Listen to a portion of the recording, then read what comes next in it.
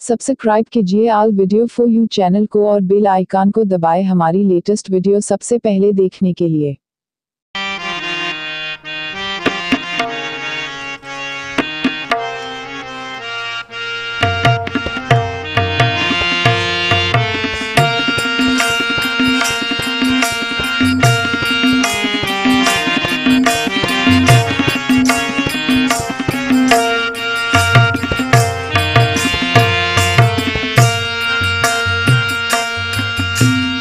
बोलिए श्री रामचंद्र की जय।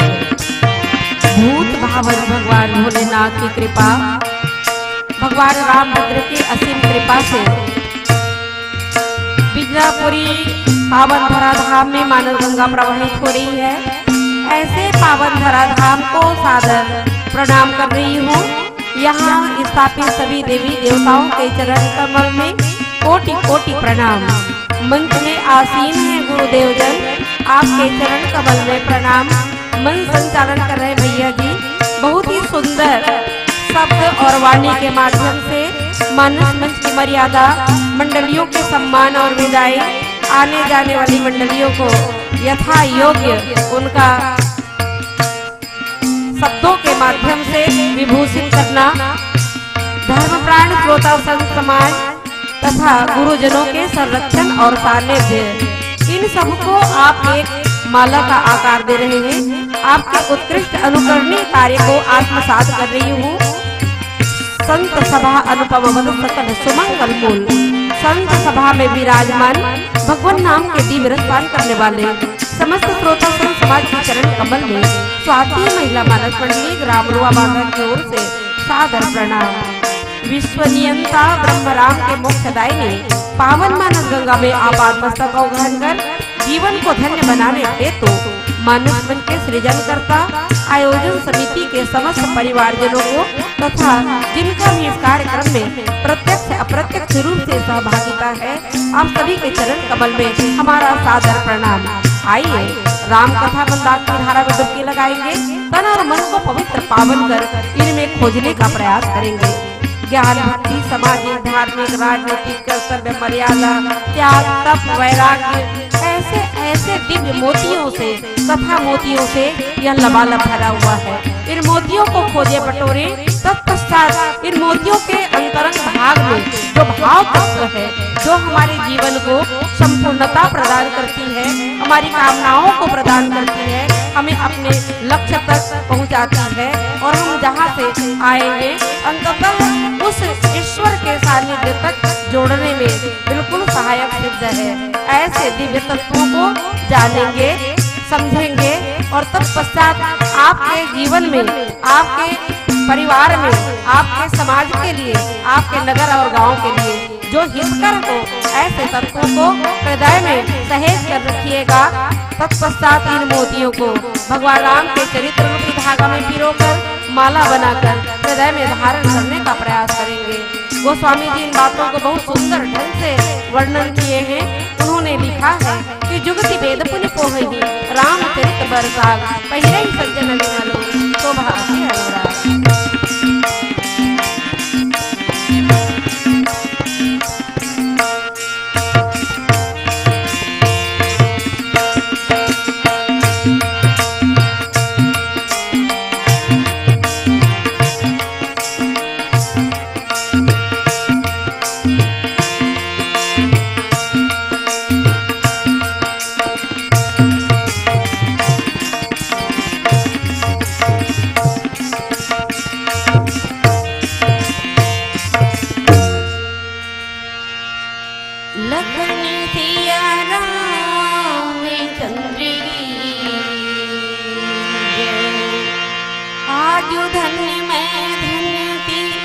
यद्यपि सब विधि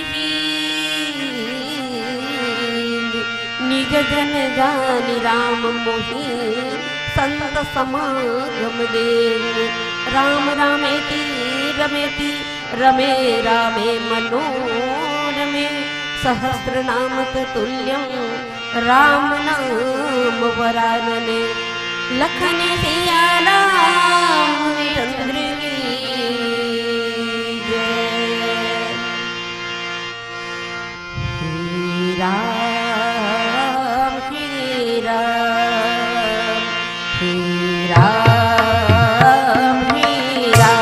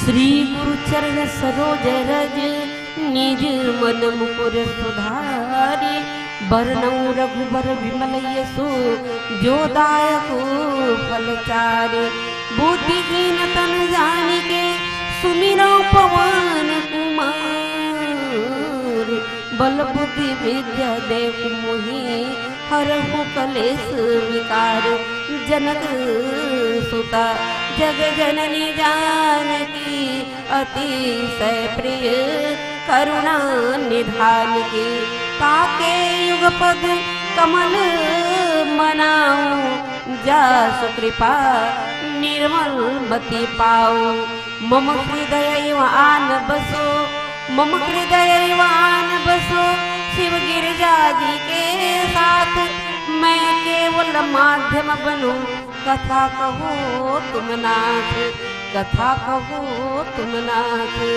कलयुग समयुग आन नहीं कलयुग समयुग आन नहीं जौनर कर विश्वास गाई राम गुण गण विमल भवतर बिनहि प्रयास लखन सिया राम चंद्र की जय।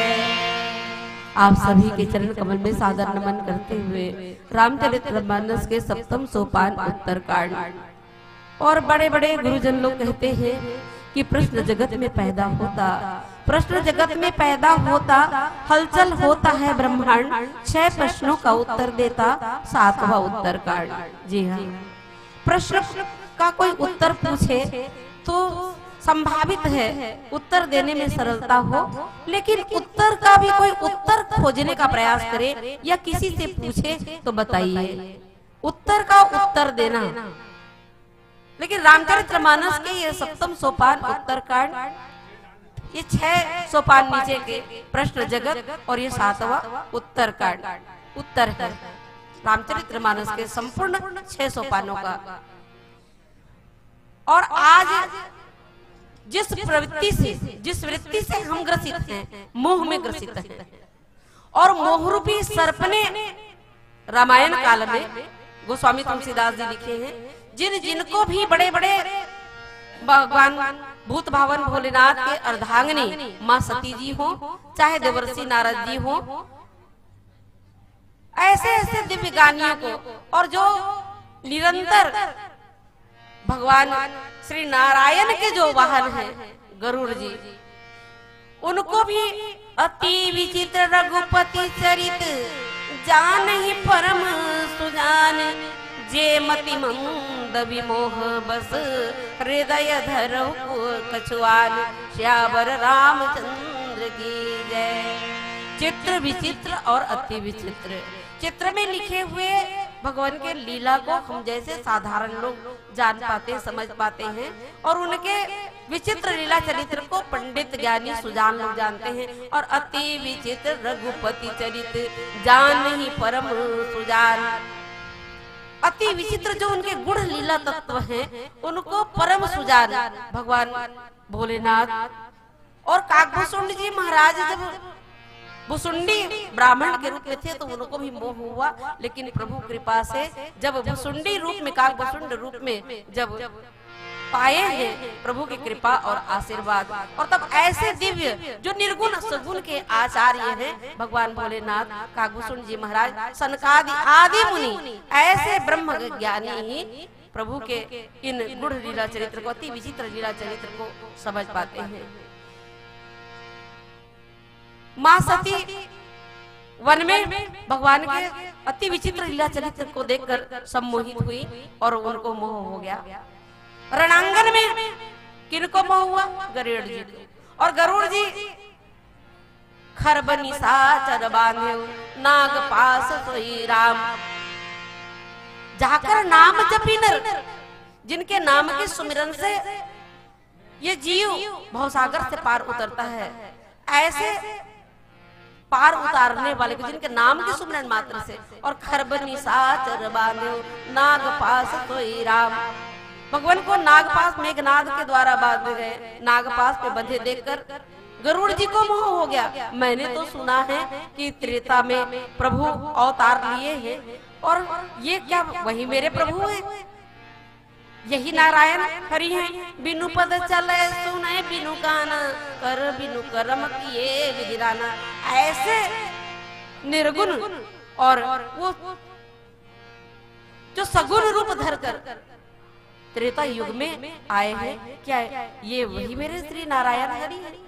और गरुड़ जी को जब मोह हुआ तो गरुड़ जी व्यथित व्याकुल, और देवर्षि नारद जी जब देखते हैं तो उन्हें ब्रह्मा जी के पास, ब्रह्मा जी उन्हें भगवान शंकर के पास, भगवान शंकर ने कहा कि खग ही जाने खग की ये भाषा, आप जाइए और वहाँ नील पर्वत पर काकभूषुंड जी रहते हैं और आप भी पक्षी हैं, वो भी पक्षी, तो खग ही जाना है खग, आप वहाँ चले जाइए। और मानस प्रेमी सज्जन वृंद, आज यही तो है, हम सब मोह और भ्रम में ग्रसित हैं। तो मोह की निवृत्ति के लिए रामचरितमानस के उत्तरकांड में जिनको भी मोह रूपी सर्प ने डसा है, जिनको भी जहर चढ़ा है, वे सब रामचरितमानस के उत्तरकांड में उतर कर आए हैं। और आइए हम भी उतर कर चले उत्तरकांड में, ताकि हमारे भी मोह की निवृत्ति हो जाए। श्यावर रामचंद्र की जय। तो काकभूषुंड जी महाराज गरुड़ जी को कथा सुनाते हुए अनेक और 4 वर्ण, 4 आश्रम, 4 अवस्था,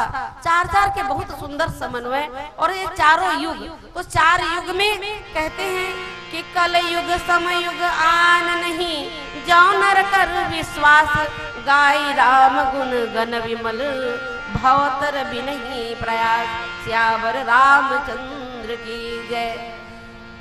कलयुग समयुग आन नहीं, सबसे श्रेष्ठ मानव के उद्धार के लिए, मानव जीवन के कल्याण के लिए, और सरलता सुगमता से अपने मनोकामनाओं को पाकर और संसार में सब सुखों को भोग कर अगर इस पार से उस पार जाना है, तो कलयुग में क्या कहा कि कलयुग समयुग आन नहीं, जाओ नर कर विश्वास। तो विश्वास की बात जब आती है तो बिना विश्वास भगति नहीं, कहीं बिना द्रवहीन राम।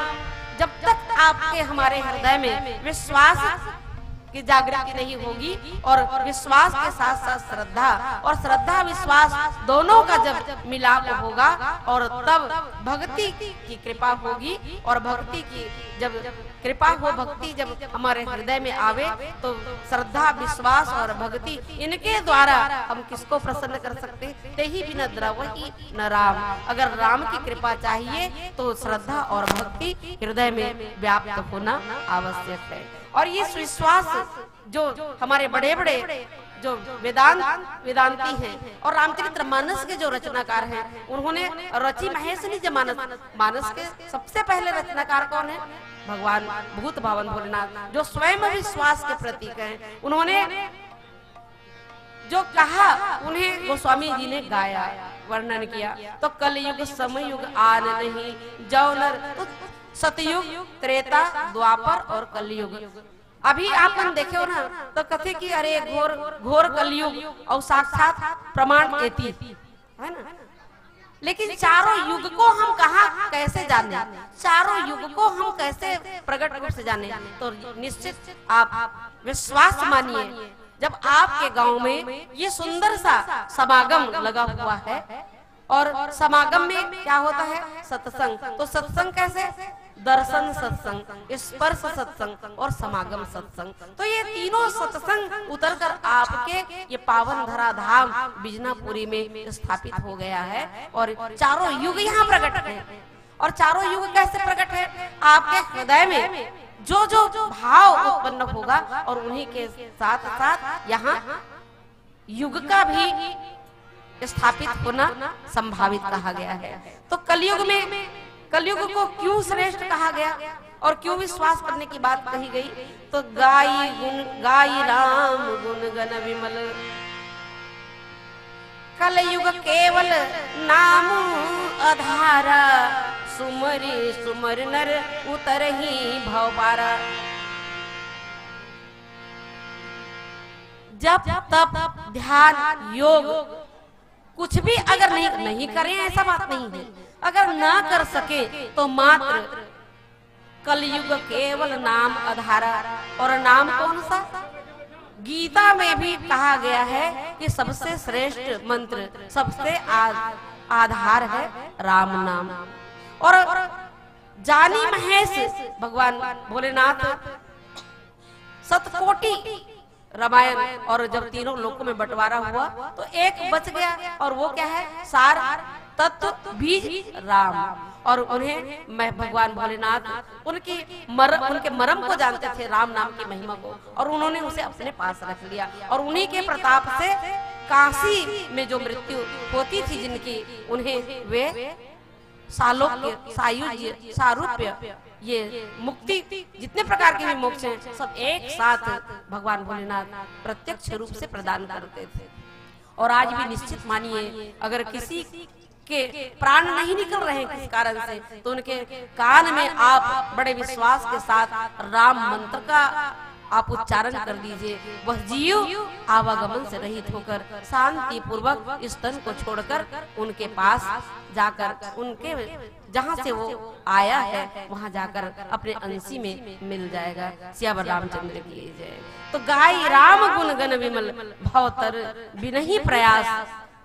मात्र राम नाम के महिमा के आधार पर हम इस भवसागर से पार उतर सकते हैं। तो राम नाम कहाँ मिलेगा? इसी सत्संग के माध्यम से। और नीचे कहते हैं कि प्रगट चारि पद धर्म के कलिमहु एक प्रधान, जैन केन विधि दिन्हे दान करई कल्याण, श्यावर रामचंद्र की जय। चार युग और चारों युग में श्रेष्ठ कलयुग, तो कहते हैं कि प्रगट चारि पद धर्म के चार चरण। तो कलयुग की बात कहते हैं कि बैल उसका एक पैर टूटा हुआ, बहुत लंबी चौड़ी बातें हैं, लेकिन हम सार तत्व को जाने और समझे। बहुत सारी बातें कहने से हम वहीं पर उलझ जाते हैं और उस उलझन में फिर जीव व्यथित व्याकुल हो जाता है, समझ नहीं पाते। इसलिए सरल और सुंदर सरस गोस्वामी तुलसीदास जी वर्णन किए और उनका प्रगट चारि पद धर्म के कलिमहु एक प्रधान। कलयुग में धर्म और धर्म के चार चरण, तो उन चार चरण में से हमें किसे अपनाना है, किसके माध्यम से ये जीव कल्याणमय हो सकता है। तो उन्होंने कहा जैन केन विधि दिन्हे, आप लोगों ने तन मन और धन है ना, तीनों संकल्पित भाव से आपने प्रदान किया है। तो इसी बात को कहते हैं कि जैन केन विधि दिन्हे दान करई कल्याण।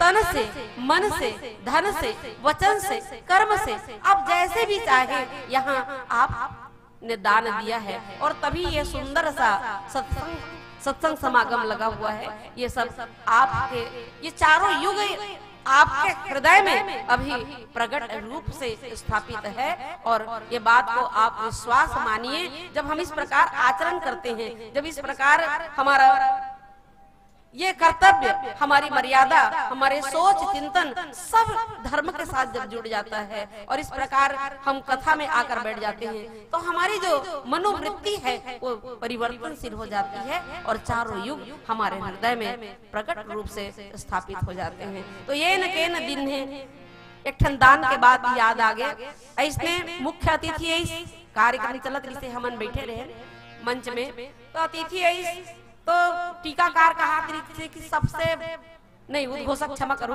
उद्घोषक महोदय कहा संचालक है कि सबसे बड़े दान गुप्त दान। अब वो महाशय जे अतिथि आरिस मुख्य अतिथि वो है समिति ला 5100 रुपया दान दे दी। पहले दे डरे से उद्घोषक, बाद में की संचालक है कि गुप्त दान महादान। तो वो संचालक ला बुला के कथे कि गुप्त दान महादान बोले हो तो उसको तरीके से बोलो।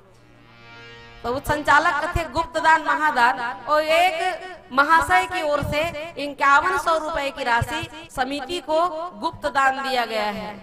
वो महोदय जी फिर वो बुलाते, अरे कब से संचालन कर रहे हो जी? कथे संचालन तो बहुत दिन से करत हूँ भैया जी, का बात है, कुछ गलती होगी का? अरे बोलना भी नहीं सीखे हो, ठीक से बोलो। जो मंच में के पीछे में अतिथि के क्रम में जो बैठे हैं, जो पीला कपड़ा पहनकर बैठे हैं, उन्होंने 5100 रुपए दिया। अब वो इसने बोल दी पीला कपड़ा पहने थे 5100 रुपया दान दे हैं, वो को मोकर मन मानी कथे, अरे तुमको समझ में नहीं आता, मैं बोल रहा हूँ बार बार। तो का बोला तो महोदय जी? तो कथे कि इधर से एक दो को छोड़ के तीसरे क्रम में जो बैठा है वो 5100 रुपया गुप्त दान दिया है। ऐसा हमारे मन के मनोवृत्ति है, हम दर्शन नहीं प्रदर्शन चाहते, अपन प्रदर्शन। बोलिए श्यावर रामचंद्र की जय।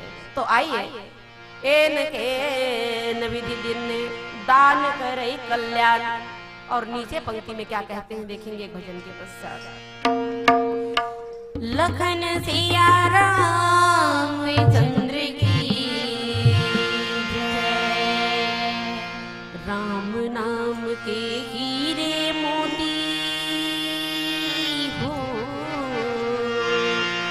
राम नाम के हीरे मोती मैं बिखराऊं गली गली, ले लो रे कोई राम का प्यारा शोर मचाऊं गली गली, ले लो रे कोई राम का प्यारा शोर मचाऊं गली गली।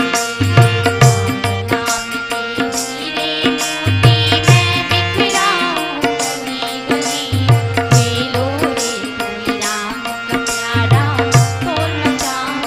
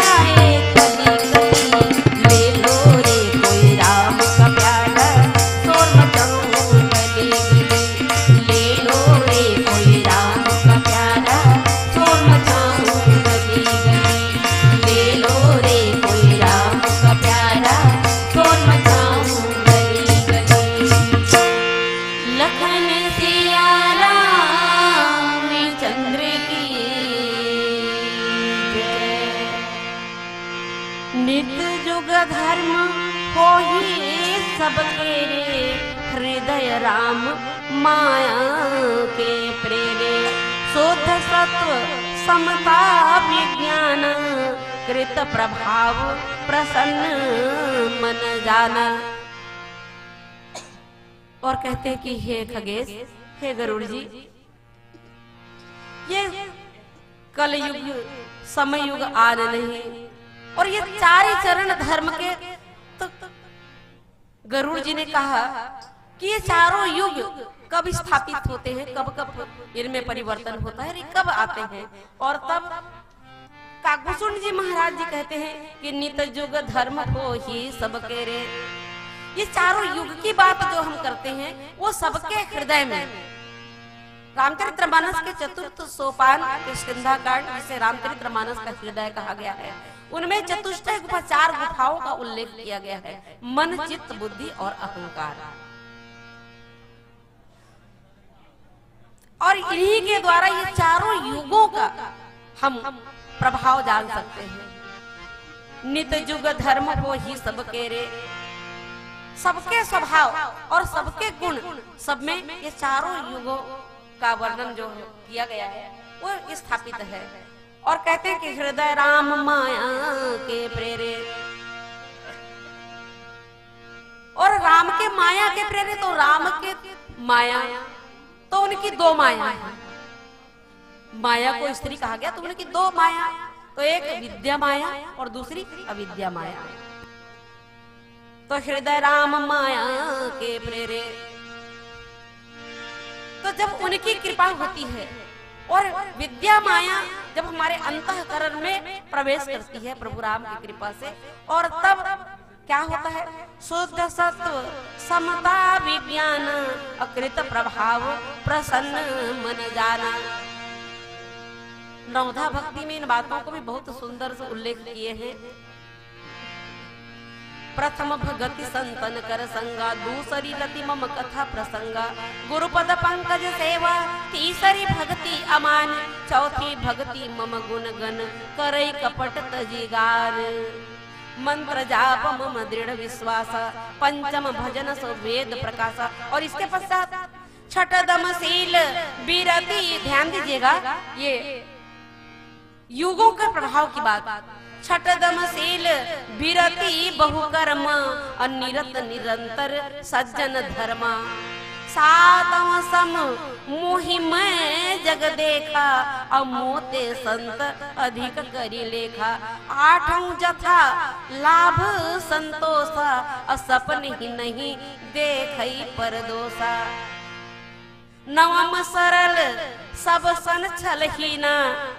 ये नवधा भक्ति की बात नहीं है। शुद्ध सत्व समता विज्ञान, शुद्ध सत्व समता विज्ञान।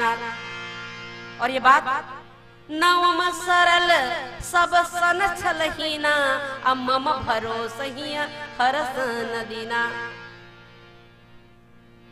स्पष्ट है यहाँ शुद्ध सत्व मम समता विज्ञान। सातों सम महिमा जग देखा, समता, शुद्ध सत्व समता विज्ञान, मम भरोस ही हर सनदीना, सपने ही नहीं देखते परदोषा। तो ये जब वृत्तियां, ये जब प्रभाव हमें प्रभावित करता है, किसके कृपा से? राम की कृपा से, उनकी विद्या माया के द्वारा। और ये बातें जब हमारे अंतःकरण में भली भांति माला की तरह, एक माला की मोती की तरह जब स्थापित हो जाता है, इससे हम गुथ जाते हैं। और तब कृत प्रभाव प्रसन्न मन जाना। और ऐसा जब होता है, ये जब बातें जब हमारे हृदय को संचार करती है, और तब हमारा मन कृत प्रभाव, इनके प्रभाव से हम प्रसन्न चित्त हो जाते हैं। और तब कृत प्रभाव प्रसन्न मन जाना। और प्रसन्न मन से नौ मोह एक जिनके होई, नारी पुरुष सचराचर कोई। और तब सत्व बहुत रज कछु रति कर्म, और सब विधि सुख त्रेता कर धर्म। शुद्ध सत्व समता विज्ञान, इसका जब अनुभव होता है तो मानिए कि हमारे हृदय में, हमारे जीवन में सतयुग का प्रभाव है। हम सतयुग में प्रवेश किए हैं और तत्पश्चात सत्व बहुत रज कछु रति कर्म और सब विधि सुख त्रेता कर धर्मा। और सत्व बहुत, सत तप दया और दान, है ना। तो इन बातों को बहुत सुंदर ढंग से उल्लेख करते हैं कि सत्व बहुत हमारे हृदय में सत्य स्थापित हो, सत्य बहुत। रज कछु कर्म, और कुछ रजो सत्य तो है लेकिन सत्य के साथ साथ हमारे हृदय में सुख भोग की इच्छा हो, हम अपने कर्मों के फल में सुख की कामना करें, तब उस समय क्या होता है? सब विधि सुख त्रेता कर धर्मा। और इस प्रकार जब हमारे भाव उत्पन्न होते हैं, हम सत्य गुण तो स्थापित हो जाता है और सत्व के हम सत्य मार्ग पर चलते हैं और उसके फल स्वरूप हम कुछ सुख भोग की कामना करते हैं, कुछ सुख भोग की उनका फल चाहते हैं। और तब उस समय त्रेता युग हमारे अंतःकरण में, हमारे जीवन में स्थापित है। ये मानिए बहुत रज स्वल्प सत्व कछु तामस अद्वापर धर्म हरस भय मानस। और कहते कि बहुरज स्वल्प सत्व कछु तामस।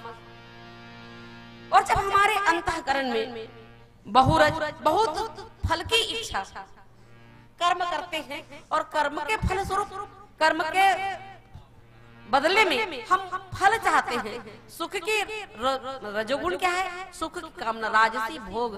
जब सुख भोग की कामना करते हैं और स्वल्प सत्व, और कुछ यहाँ पर सत्य धर्म का लोप होने लगता है, कुछ स्वल्प सत्य और कछु तामस, और कुछ तामस। जब हम चाहते हैं, कर्म करते हैं, सत्य धर्म का पालन करते हैं, उसका फल चाहते हैं और हमारे मनोवांछित फल की प्राप्ति नहीं हुई और तब क्रोध आता है। हम यहाँ आए हैं, पता नहीं हमारे मन में, हम वहाँ पर जाएंगे, रामायण रामचरितमानस का पाठ करेंगे और उनके फलस्वरूप हमको बहुत सारा पारितोषिक मिल जाए और न मिले, हम ऐसा अगर विचार करें तो, मैं अपना नहीं कह रही हूँ, हम लेकर तो चलते हैं कि हमको कोई नाम चाहता है, कोई धन चाहता है, कोई सम्मान चाहता है, कुछ भाव लेकर, क्योंकि हम उस समय के तो सत्यवादी एकदम नहीं है, सतयुग के तो नहीं है, कलयुग में तो यहाँ हमारे अंतःकरण में कुछ पाने की इच्छा, भोग की इच्छा, सुख की इच्छा तो अवश्य होगी ना। तो उन्हीं बातों को कहते हैं कि बहुरज स्वल्प सत्व कछु तामस। तो बहुत सुख भोग की कामना, अपने कर्म के फल चाहने की, और कहते हैं कि स्वल्प सत्व। और यहाँ पर जब जीव अगर सुख भोग की कामना करे तो सत्व गुण जो है वह लोप होने लगता है, और जब हम अपने मनोवांछित प्राप्त नहीं कर पाते तब क्रोध का आना संभावित है। क्रोध आ ही जाता है जब हमारी कामना पूरी नहीं दिखाई दे तब। और इसीलिए तब उस समय क्या, द्वापर धर्म हरस भय मानस। और द्वापर में हरस और भय मानस, हर्ष इधर सुख भी और इधर भय भी।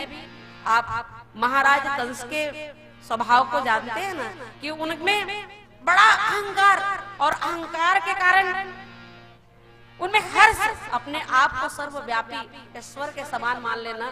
और गोस्वामी जी बालकांड में ही पहले सचेत कर दिए हैं, असही सा करहि नर जड़ विवेक अभिमान, पर ही कल्प भर नरक मोहु जीव की ईस समान, श्यावर रामचंद्र की जय। तो महाराज कंस की बात आप जानते हैं ना, वो अपने आप को बलशाली मानते थे और भगवान कृष्ण से शत्रुता किए हैं, और द्वापर धर्म हर्षित होते थे अपने आप में, और भय मानस। लेकिन जब भगवान कृष्ण के प्रभाव जब उनके सन्मुख प्रकट होता था, स्वभाव और प्रभाव, तो प्रभाव दूर से दिखता है, तो भगवान कृष्ण जब लीला करते थे तो उनके लीला से उनका प्रभाव दिखता था, तो प्रभाव उनका छोटा लगता था। लेकिन जब वो सामने सन्मुख हुए और उनका जब स्वभाव उनका दिखा प्रभाव के साथ साथ, और तब महाराज कंस के हृदय में भय व्याप्त होता था। तो यही तो हमारी वृत्ति है। बोलिए श्यावर रामचंद्र की जय। पीली बत्ती का संकेत है। आइए एक छोटा सा भजन फिर विदा लेते हैं। लखन सिया रामचंद्र